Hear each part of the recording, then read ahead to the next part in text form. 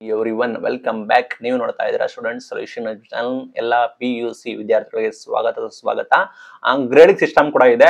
ಇದು ಈ ಹಿಂದೇನಿಲ್ಲ, ವರ್ಷ ಕೂಡ ಇದೆ. ಇದು ಮ್ಯಾಂಡೇಟರಿ.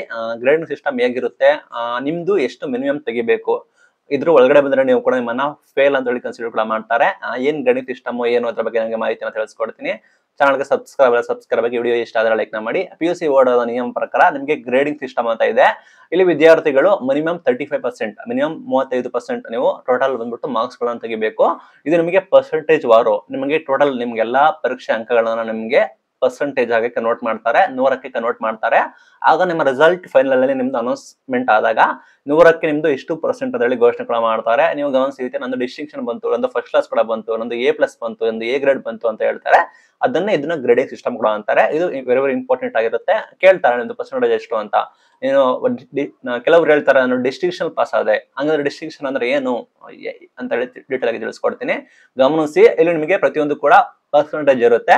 ನಿಮ್ಮ ಎಲ್ಲಾ ಅಂಕಗಳು, ನಿಮ್ಗೆ ಎಷ್ಟು ಅಂಕಗಳಿಗೆ ನೀವು ಪರೀಕ್ಷೆ ಕೂಡ ಬರ್ದಿದ್ದೀರಾ, ಅದರಲ್ಲಿ ನೀವು ಎಷ್ಟು ಅಂಕಗಳನ್ನ ಪಡೆದುಕೊಂಡಿದ್ದೀರಾ, ಅದರಲ್ಲಿ ಟೋಟಲ್ ಬಂದ್ಬಿಟ್ಟು 800 ಮಾಡಿದ್ರೆ ನಿಮಗೆ ನಿಮ್ಮ ಪರ್ಸೆಂಟೇಜ್ ಕೂಡ ಬರುತ್ತೆ. ಅದನ್ನು ಪರ್ಸೆಂಟೇಜ್ ಆಗಿ ಕ್ಯಾಲ್ಕುಲೇಟ್ ಕೂಡ ಮಾಡ್ತಾರೆ.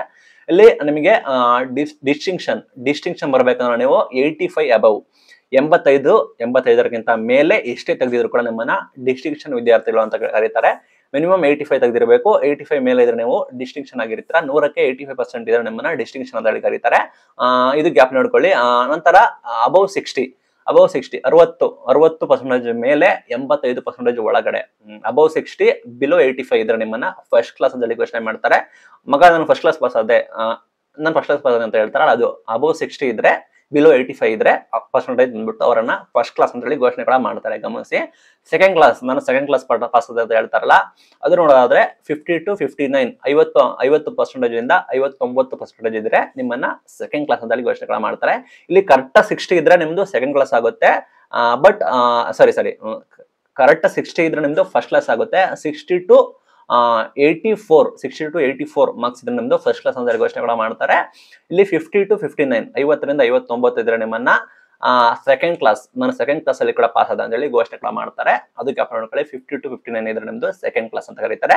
ಇನ್ನ ಜಸ್ಟ್ ಪಾಸ್ ಆದೆ ಅಥವಾ ಥರ್ಡ್ ಕ್ಲಾಸ್ ಅಥವಾ ಜಸ್ಟ್ ಪಾಸ್ ಆದೆ ಮಗ, ನಾನು ಥರ್ಡ್ ಕ್ಲಾಸ್ ಅಷ್ಟೇ ಮಗ, ನಾನು ಜಸ್ಟ್ ಪಾಸ್ ಆದೆ ಮಗ ಅಂತಾರಲ್ಲ, ಜಸ್ಟ್ ಪಾಸ್ ಅಂತ ಹೇಳಿದ್ರೆ 35, ಮಿನಿಮಮ್ ಪಾಸಿಂಗ್ ಮಾರ್ಕ್ಸ್ ಬಂದ್ಬಿಟ್ಟು 35 ಆಗಿರುತ್ತೆ.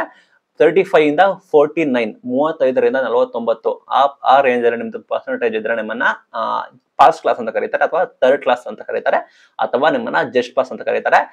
ಇಲ್ಲಿ ಫೈನಲ್ ಕನ್ಸಿಡರ್ ಬಂದ್ಬಿಟ್ಟು 35 ಇಂದ 49 ಇದ್ರೆ ನಿಮ್ದು ಜಸ್ಟ್ ಪಾಸ್ ಆಗಿರ್ತೀರಾ. 50 to 59 ಇದ್ರೆ ನಿಮ್ದು ಸೆಕೆಂಡ್ ಕ್ಲಾಸ್ ಆಗಿರುತ್ತೆ. ಅದೇ ರೀತಿ 60 to 84 ಇದ್ರೆ ನಿಮ್ದು ಫಸ್ಟ್ ಕ್ಲಾಸ್ ಆಗಿರುತ್ತೆ. ಅಬವ್ 85 ಅಂಡ್ ಅಬವ್ ಇದ್ರೆ ನಿಮ್ಮದು ಡಿಸ್ಟಿಂಕ್ಷನ್ ಅಂತ ಹೇಳಿ ನಿಮ್ಮನ್ನ ಘೋಷಣೆ ಕೂಡ ಮಾಡ್ತಾರೆ. ಇದು ನಿಮ್ಗೆ ಗ್ಯಾಪ್ನ ಇಲ್ಲಿ. ಇನ್ನು ಗ್ರೇಡ್ ಬರೋದಾದ್ರೆ ನಿಮ್ಗೆ 92 to 100, 92% ಇಂದ ನಿಮ್ದು 100% ಇದ್ರೆ, 92ರಿಂದ ನಿಮ್ಗೆ 100% ಇದ್ರೆ ನಿಮ್ದು A+ ಅಂತ ಹೇಳಿ ನಿಮ್ಮನ್ನ ಘೋಷಣೆ ಕೂಡ ಮಾಡ್ತಾರೆ.